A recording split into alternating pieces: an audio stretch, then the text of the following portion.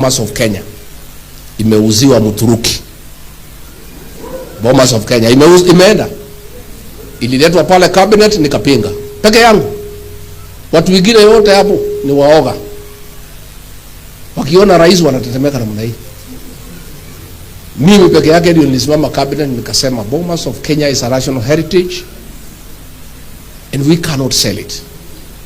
Imeuziwa Mturuki ambaye ni business partner ya mtu mkubwa sana katika hii serikali. Mnamjua. Hiyo Bomas imeenda. Na tena pale watu ya civil aviation walipinga. Wakasema the flight path to Wilson Airport ni hapo. Hiyo ndio flight path. It will be dangerous.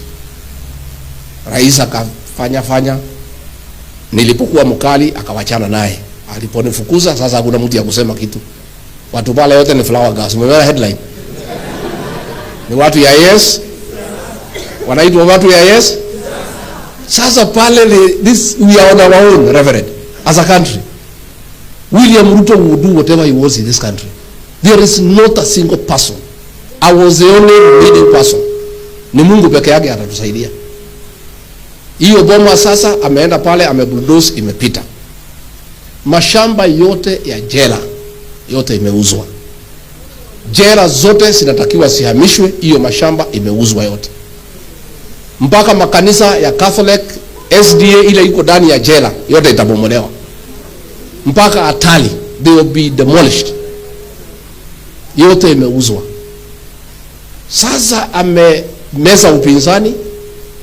Wabunge wetu wote wamepewa pesa, vichwa imeharibika, kuna mtu anaweza ongea. William Ruto will do whatever he wants for 2 years. But the good thing is only for 2. Mna msijali. Msijali. I want to assure you. Msijali na hii maneno yanafanyika. As we are focused and what was happening is a distraction. They are called theatrics to remove ourselves from the focus. Tumesikiza wa Kenya wametuambia what we need to do. Na mchungaji amesema mnaomba towards the same goal. We are focused on the real problem in Kenya. We will not be distracted by side shows. And I want to assure you the numbers are good. Politics is a game of mathematics. I will be worried if politics was defined differently to be a different game. It's a game of numbers. And the numbers are good.